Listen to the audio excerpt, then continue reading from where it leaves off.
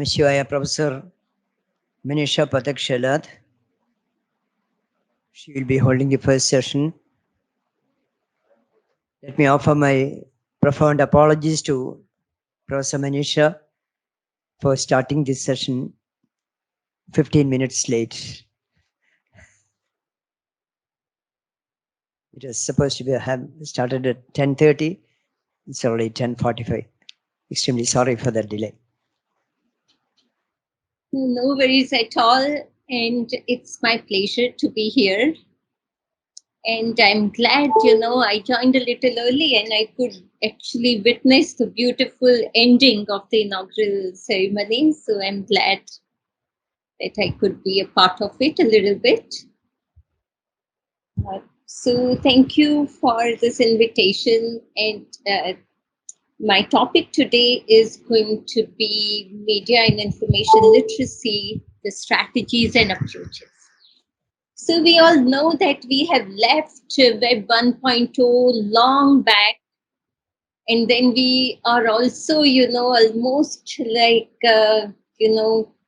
going away from the Web 2.0, and the Web 2.0 has already started giving way to the Web 3.0.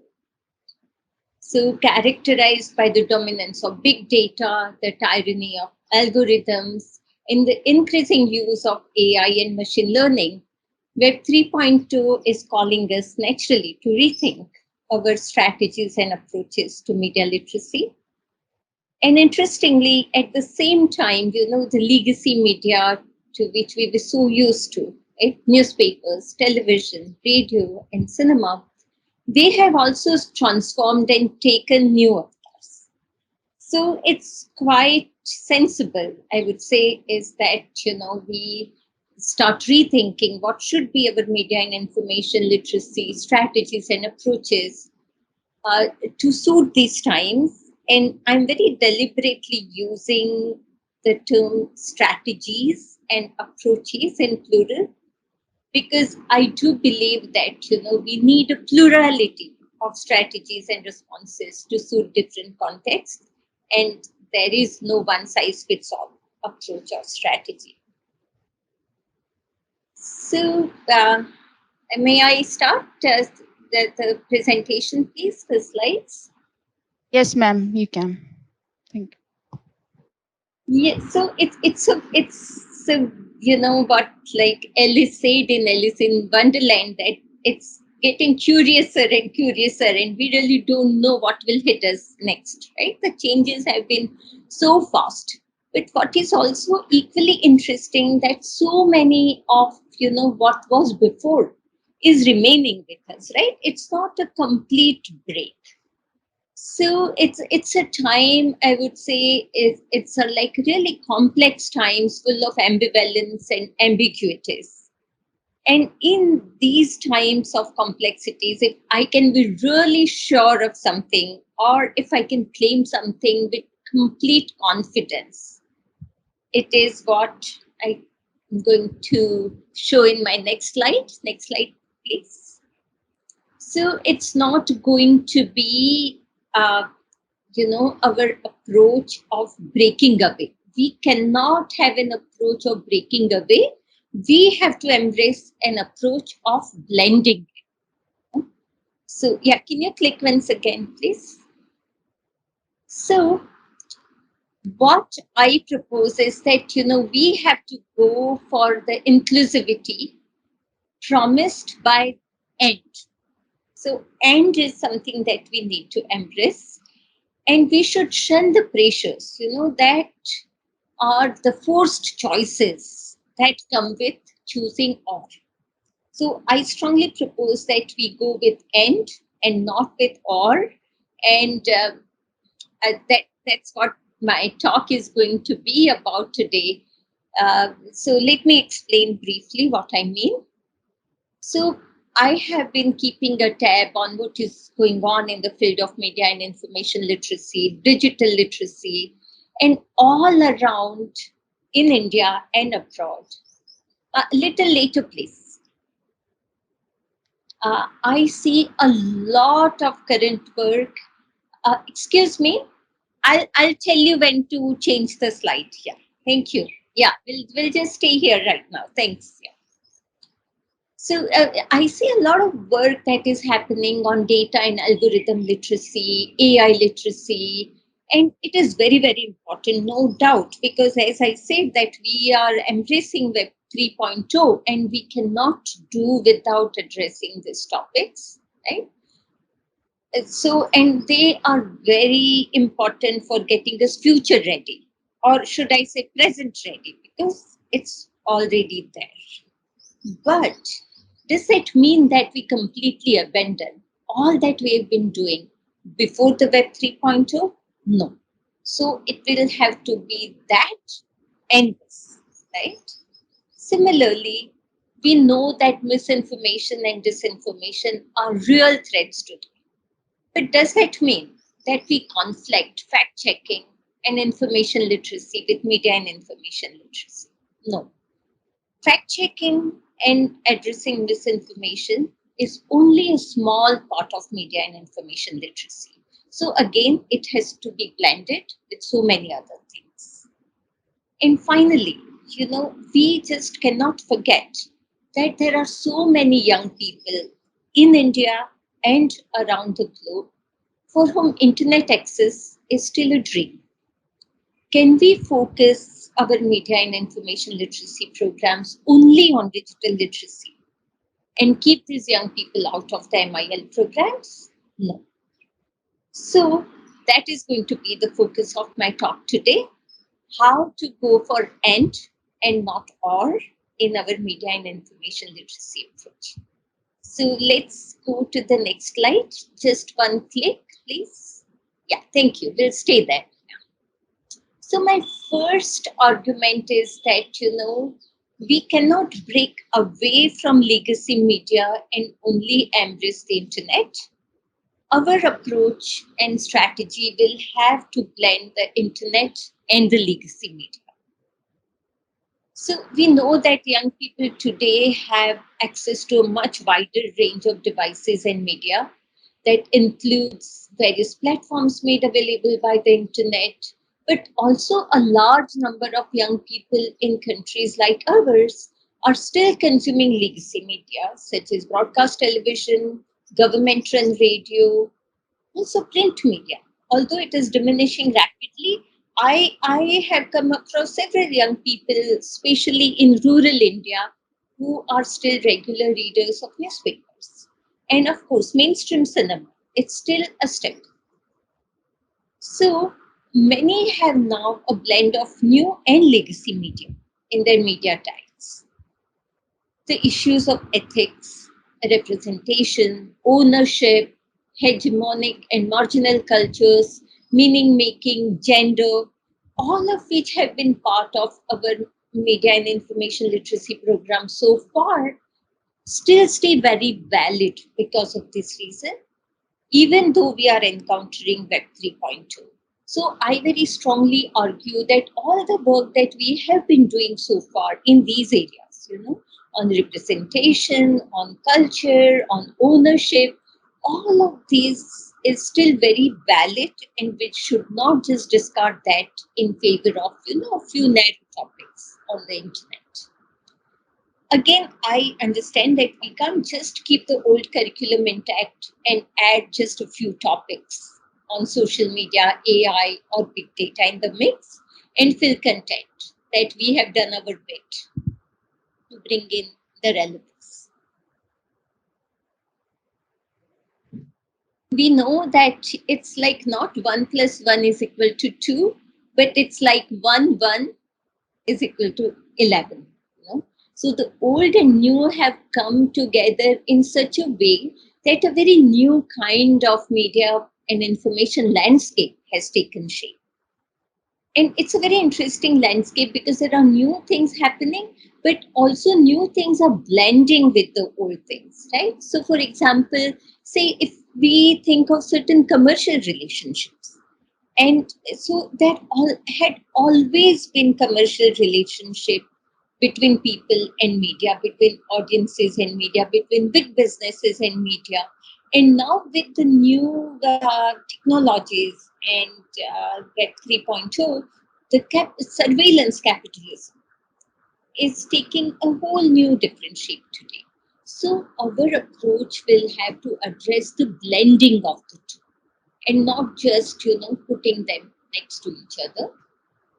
Besides, the challenge here is that what is happening under Web 3.2 is completely invisible.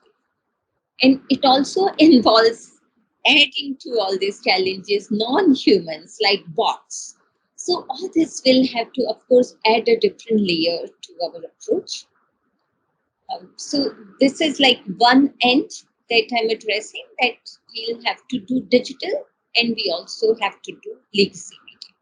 Of course, in the new avatars. Yeah, can we go to the next please? Thank you. Similarly, my second end is protection and participation. Again, in my observation, I've noted a sudden onslaught of programs on fact checking, countering disinformation and misinformation all around. And again, these are very important topics. Trolling and online abuse, harassment have taken bullying to the simply, new height. In protecting vulnerable groups from all this, manipulation, harassment, scams, emotional damage has always been a part of media literacy programs. However, if we consider MIL as a potentially empowering education, and that is how it was conceived in the first place, digital inclusion and equipping people for active public participation has to be at the core of our strategy and not only protection. See, it's like, if we look at an example from our daily life, we know that crossing the road is risky. That doesn't mean that we tell our children not to cross the road. We equip them. We equip them with the right competency, the right knowledge, so that they can cross the road themselves and be out and about and be part of the society. And it's the same with media and information literacy. So only uh, countering misinformation, protecting them, just telling them about what not to share is not going to be enough. It has to be combined with what to share, how to share, how to share it in such a way that you contribute positively to the society. So participation has to be at the core of media and information literacy programs. So we should not lose the sight of our higher goals and fostering intercultural dialogue, protecting our environment, and working towards social justice proactively have always been, part of media and information literacy programs. And I strongly argue that these have to be retained in our future strategies and approaches. What is important to me is that when we come to Web 3.2, we'll have to learn to negotiate, and especially negotiate the algorithmic systems and not just resist. So what I mean by negotiation, that yes, we will have to, learn tactics where we can resist surveillance, we can resist data mining and scams. But at the same time, we also have to get competent enough to use these algorithms, work with these algorithms so that we can boost our creative expression, collaboration, and participation. So this is my second end instead of or.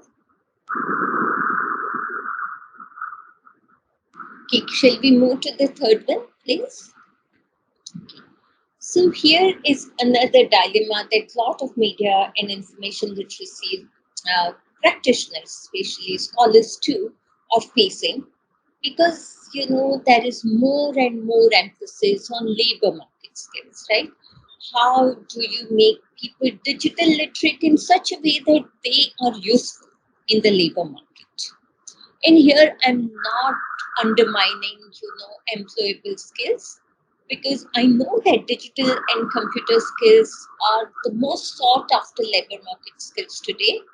And it is also very important that, young people who are assets in the industry and those who have the skills that are actually, very important for uh, employability, and it contributes to the quality of life of young people. And then on the whole, being employable, it also contributes to their well-being.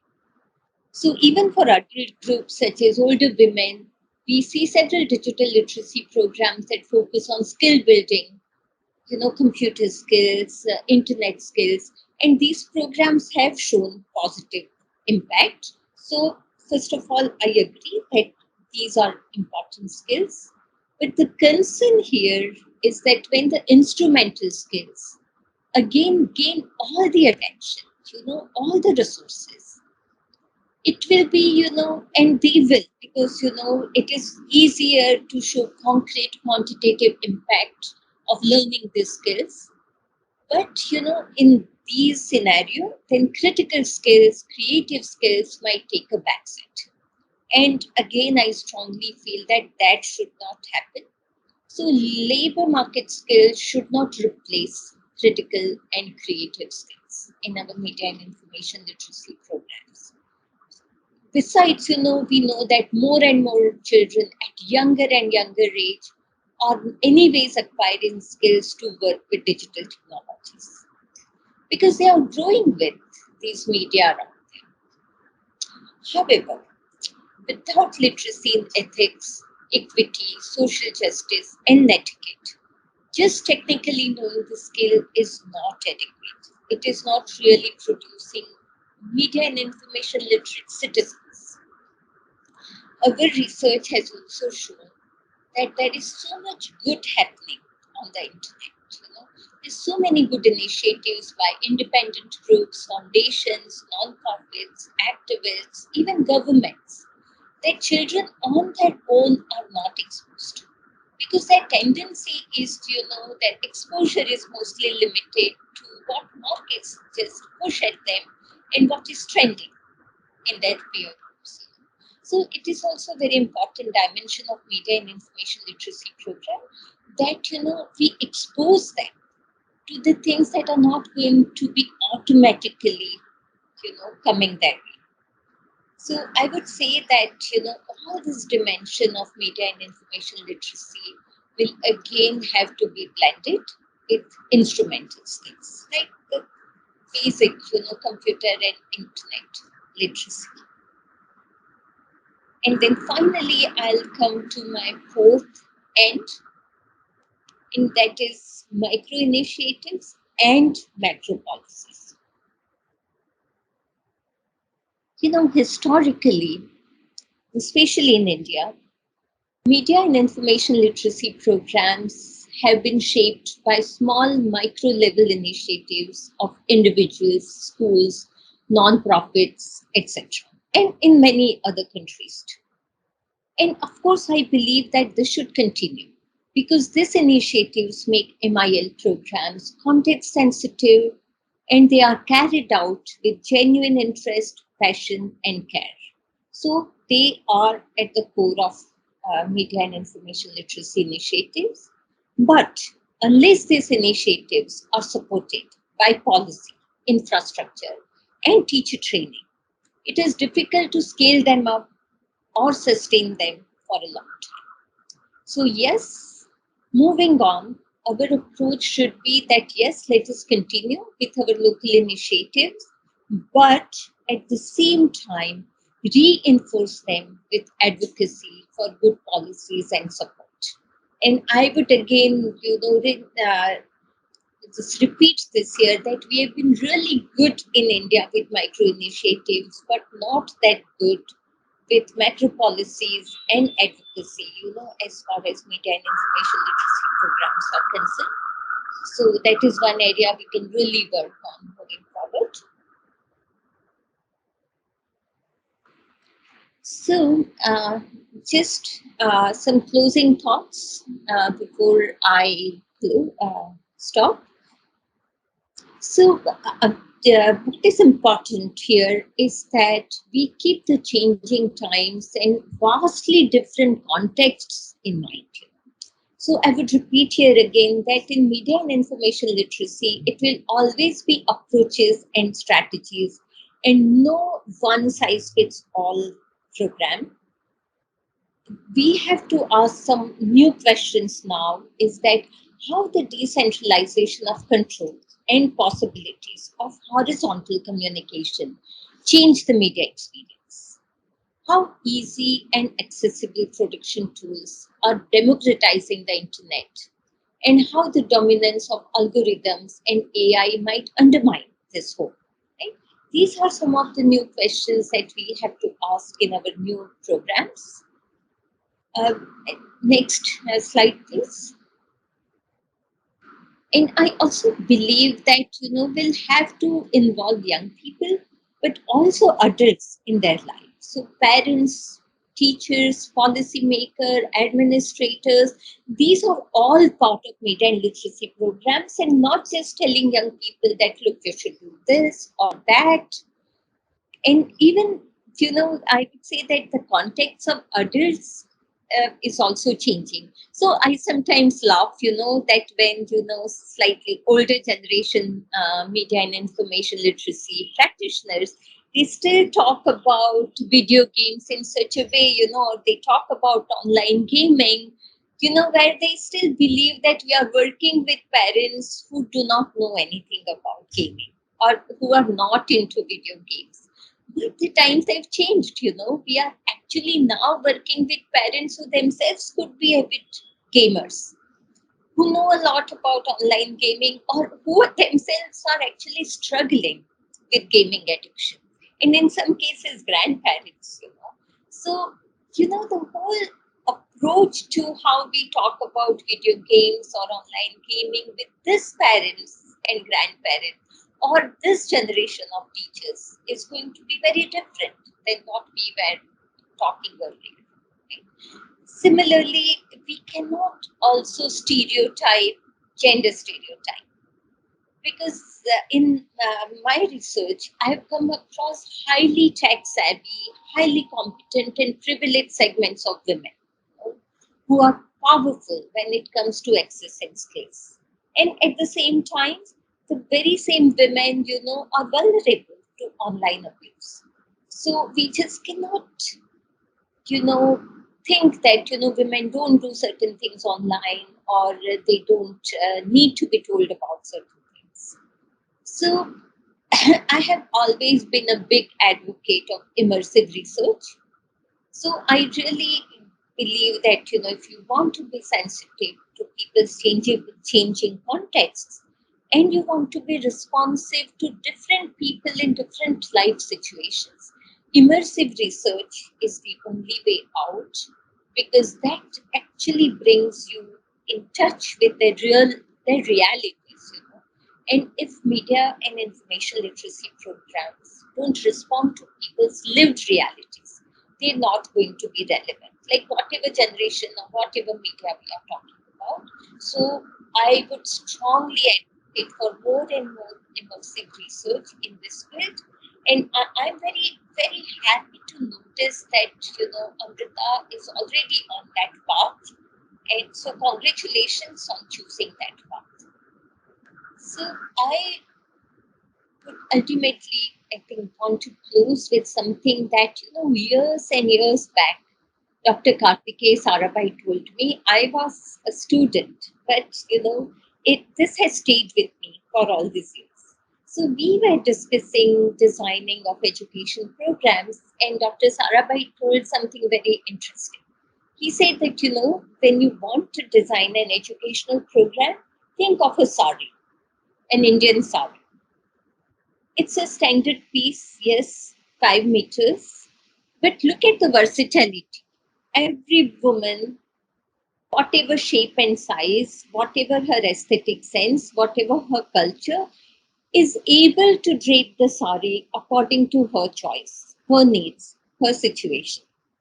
But if you go for a tailored suit, then only that person, it would fit perfectly to the person for whom it is made, but it would not be of use to anybody else.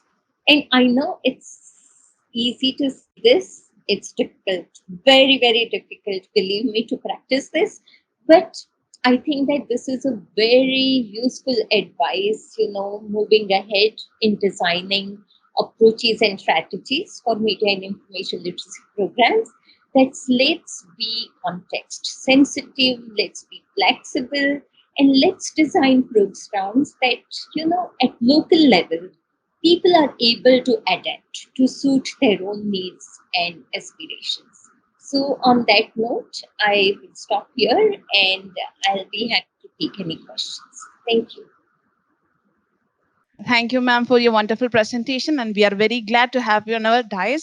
Thank you so much. Thank you, and it was a pleasure.